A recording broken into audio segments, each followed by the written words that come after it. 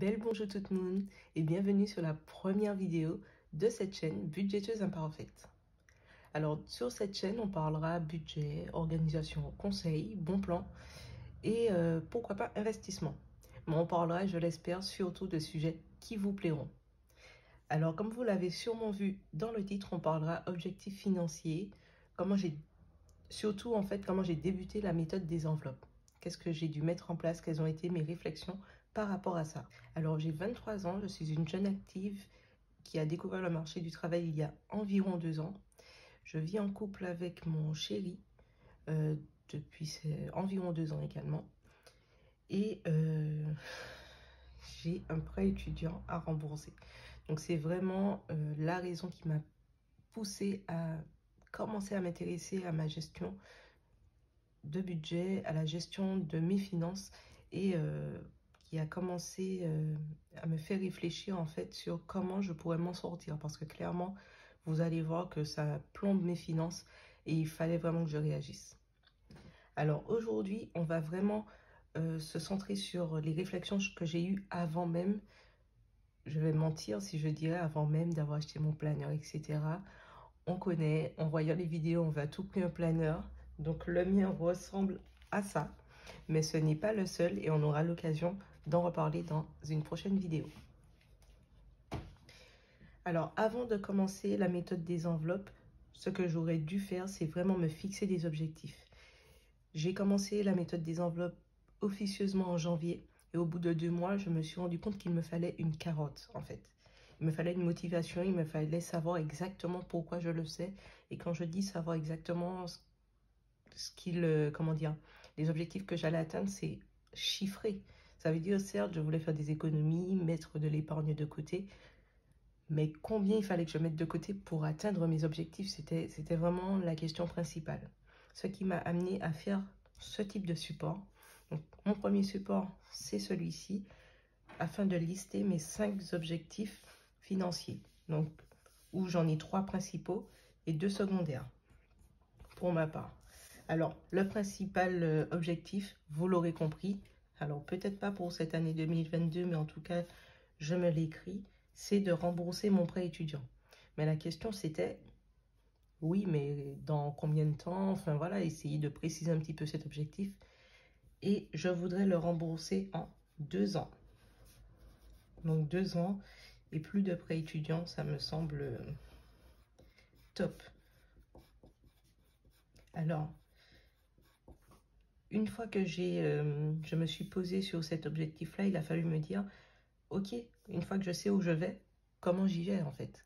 Et de me dire, je veux le rembourser dans 2 ans, mais je ne sais pas combien je dois mettre par mois pour atteindre cet objectif-là.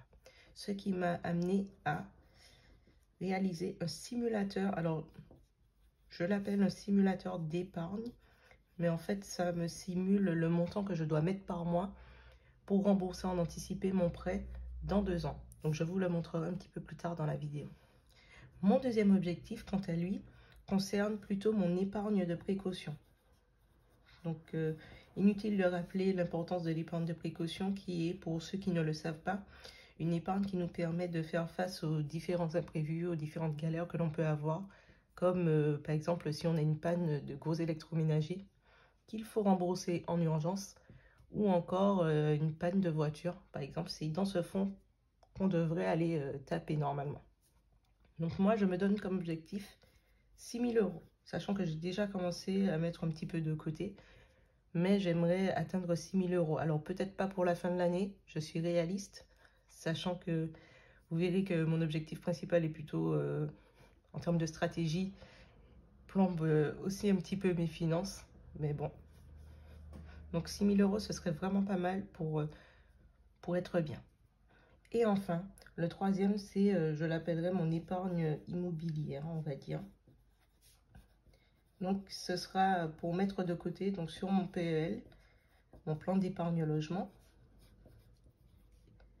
Et j'aimerais mettre de côté 10 000 € afin d'avoir un apport suffisant en fait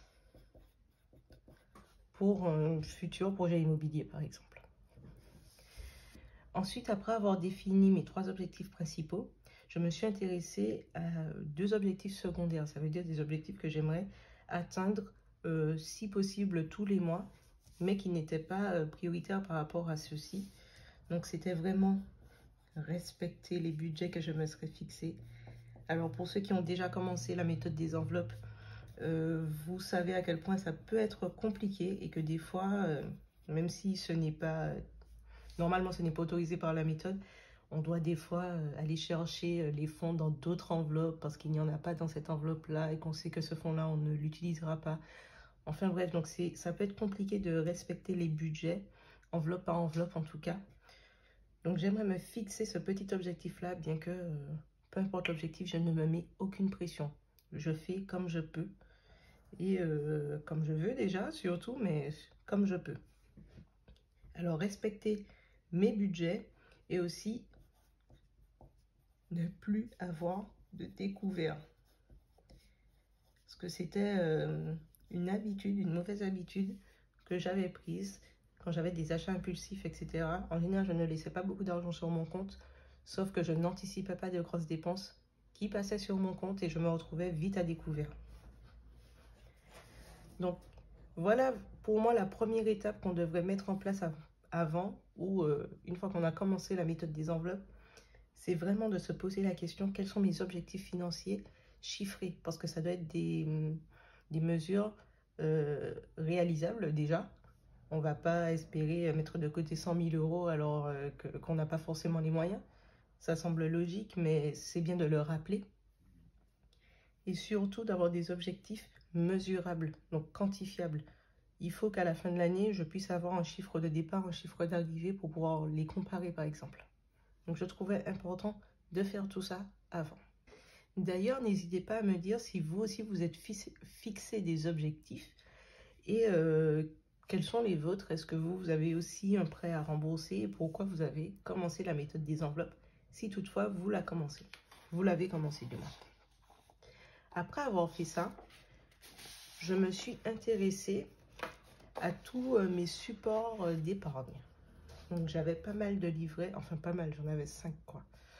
J'avais 5 livrets, donc mon LEP, mon livret A, mon PEL, un LDDS et un livret jeune.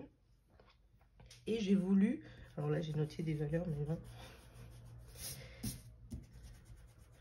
Et j'ai voulu vraiment mettre mes supports en lien avec mes objectifs. C'est-à-dire j'ai 3 objectifs principaux. Je voudrais avoir 3 supports d'épargne. Principaux en tout cas. Ou 3 uniquement. Donc j'ai décidé de fermer mon livret jeune et mon LDDS pour mettre les fonds sur mon LEP. Mon LEP qui aurait comme but d'épargner en fait pour rembourser en anticipé mon prêt d'étudiant.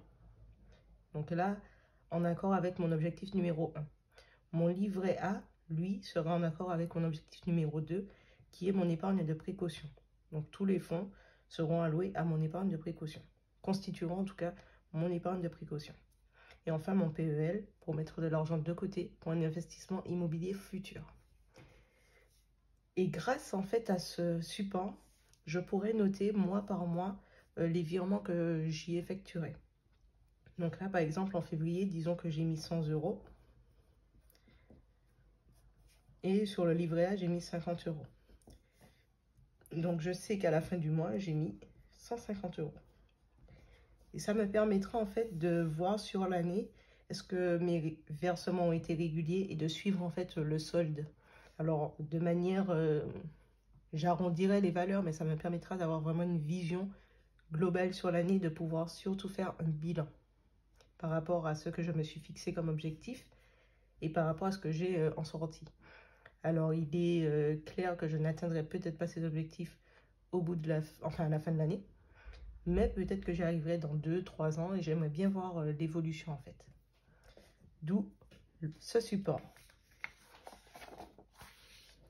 Alors, désolé pour les petites coupures, je fais des petites pauses boissons. Alors, je précise que la boisson, c'est de l'eau. Donc, j'en bois beaucoup, en tout cas, j'essaye. Surtout quand je parle autant. Alors, après avoir fait tout ça et avoir fait un petit tri, surtout sur mes supports d'épargne, je me suis intéressée à tout ce qui était un petit peu plus irrégulier pour pouvoir les anticiper grâce à la méthode des enveloppes. Et pour ça, je me suis fait un autre support pour voir mes dépenses et revenus sur l'année. Donc, encore une fois, ça fait partie des supports que vous pouvez très bien faire avec une feuille et un stylo. Alors, pour ma part, c'est un crayon, mais qui vous permettra en fait d'avoir une vision globale sur vos dépenses et revenus annuels. Donc, ça peut être des primes. Donc là, moi, je suis au 13e mois et je touche une prime en juin et en décembre. Ça peut être des dépenses. Donc, je prévois ma licence de sport comme tous les ans. Je dois la payer en juillet. Essayer de budgétiser des vacances, par exemple. En août, ici, j'ai budgétisé 200 €. Étant donné qu'avec mon chéri, en général, on fait des petits week-ends entre amis, dans des Airbnb. Ça nous coûte moins cher et c'est tout aussi bien. Vous pouvez vous noter des petites choses à faire.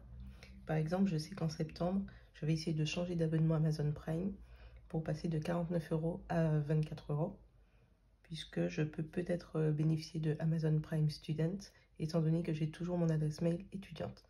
Donc, petite astuce, si vous avez des enfants ou des neveux, des nièces, etc. qui ont une adresse mail étudiante, pourquoi pas? Je vous en dirai un petit peu plus quand je le ferai. Ou encore des dépenses auxquelles on ne pense pas toujours, comme par exemple les ordures ménagères. Nous, ça passe en novembre à hauteur de 30 €. C'est pas grand-chose, mais si on oublie plusieurs petites dépenses comme ça peut vite monter. Donc là, je ne vais pas trop m'étaler sur le sujet, je pense que c'est assez clair. Si vous voulez, je peux vous faire une vidéo complémentaire, mais j'aimerais vraiment qu'on passe au simulateur d'épargne sur mon ordi, qui pourrait être beaucoup plus intéressant pour vous afin d'adapter vos objectifs mensuels en termes d'argent. Allez, à tout de suite sur l'ordi. On se retrouve sur mon ordi pour que je puisse vous présenter mon simulateur d'épargne. Alors ce n'ira rien d'autre qu'une feuille Excel qui me permettra d'automatiser certains calculs. Vous pouvez prendre une feuille, un stylo et faire exactement la même chose, tout simplement. Donc ici, on distingue trois parties. La partie épargne, la partie crédit, la partie épargne et la partie simulateur.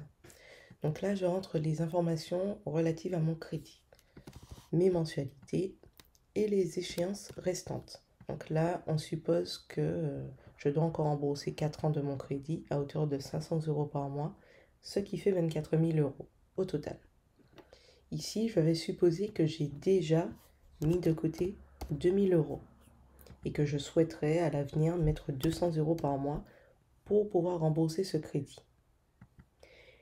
Et ici, la dernière valeur qu'il faut rentrer, c'est de dire dans combien de temps j'aimerais rembourser de manière anticipée mon crédit. Et moi, j'aimerais vraiment rembourser mon crédit dans 2 ans, par exemple. Donc, ce qui fait 24 mois. Une fois tous les chiffres rentrés, on voit que plusieurs calculs s'effectuent. Donc ici, les économies réalisées sur la période de 2 ans, ce qui fait 24 fois 200. Donc c'est si je mets 200 € par mois, j'aurai économisé dans 2 ans 4 800 €. Ici, les échéances qui me resteront dans 2 ans. J'ai également les économies totales que j'aurai dans 2 ans, ce qui représente les économies que j'ai fait en versant 200 € par mois sur la période, plus ce que j'avais initialement, déjà en épargne par exemple. Ici, dans 2 ans, c'est ce qu'il me restera à donner à la banque. Et enfin, le restant à payer après la période. Donc là, c'est une soustraction simple, c'est ce que je devrais à la banque dans 2 ans, moins toutes les économies que j'ai pu faire en 2 ans. Ce qui fait 12 000 moins 6 800, donc 5 200. Et en bas, on a la représentation graphique de ces deux cellules. Donc, c'est-à-dire, là, on voit le montant que je devrais à la banque dans 2 ans. Et ici, le montant de mes économies réalisées en 2 ans. Donc, on voit que l'écart est très grand. L'objectif est que cette cellule se rapproche le plus de 0. Il faudrait que dans 2 ans, je n'ai plus rien à donner à la banque et non pas 5 200 €. Pour ça, je dois soit augmenter la période pendant laquelle en fait je mets de l'argent de côté. Donc par exemple, je me dis je ne peux pas mettre plus de 200 € par mois, Donc là, je vois que je ne pourrais pas rembourser en 2 ans. Mais je peux me dire peut-être en 2 ans et demi. Donc là, je vois tout de suite en augmentant cette période, au bout de 2 ans et demi, il me restera 1000 € à donner à la banque. Je peux rajouter peut-être un mois. C'est déjà plus raisonnable. Donc au bout de 2 ans et 7 mois, il me restera 300 € à la banque, ce qui est plus raisonnable si je ne peux mettre que 200 € par mois. Mais si je veux vraiment rembourser en 2 ans, donc je remets 24 mois, il me faudra soit changer le passé et avoir économisé un petit peu plus, ça semble un petit peu compliqué, soit augmenter le montant que je dois mettre par mois. Et là, jouer un petit peu avec les chiffres. Donc là, si je mets 300 € par mois, je vois que dans 2 ans, il me restera 2800 € à donner à la banque. C'est toujours pas suffisant. Donc si je mets 350, il me restera 1600. Si je mets 380, 880. 390 peut-être 400. Ça commence à faire beaucoup. 410. Bon, disons 410. Parce que dans 2 ans, s'il ne reste que 160 € à donner à la banque, je piocherai dans mon épargne de précaution par exemple, etc. Donc en fait, ce simulateur me permet vraiment de me dire, si je veux rembourser dans 2 ans, il faudra que je mette à peu près 410 € par mois et m'y tenir. Et en plus, que je prenne 2000 € dans une épargne que j'aurais déjà constituée. Donc j'espère que cette démonstration vous aura aidé. J'espère que mon simulateur vous aidera, puisque je le rappelle, il est gratuit. Donc n'hésitez pas à me le mettre en commentaire si vous le souhaitez, ainsi que tous mes autres supports. Allez, on se retrouve sur le bureau. Maintenant que je vous ai montré comment fonctionnait mon simulateur d'épargne, j'espère qu'il vous aidera à faire le vôtre ou bien dans vos calculs pour rembourser plus vite ces prêts et ces remboursements qui plombent nos finances et nous empêchent d'épargner, en tout cas plus, qui nous empêchent d'épargner plus tout simplement. Donc j'espère que cette vidéo vous a plu. Donc si c'est le cas, n'hésitez pas à mettre un petit pouce bleu et à me mettre en commentaire si vous aussi vous faites la méthode des enveloppes, comment vous y êtes pris et si vous avez des objectifs, j'aimerais bien le savoir. Et à la prochaine vidéo, on fera mon budget mensuel de mars via ce petit support. J'ai trop hâte de vous le faire, donc je pense le faire demain ou dans les jours qui viennent, ça c'est sûr, parce que qui dit budget mensuel dit remplissage, et ça c'est la meilleure partie des enveloppes, enfin de la méthode des enveloppes. Donc trop hâte de vous faire cette vidéo et je vous dis prenez soin de vous et en lot de soleil. Salut! I got tons of soul on my true collective ball. Famous, so famous, #1 desirable.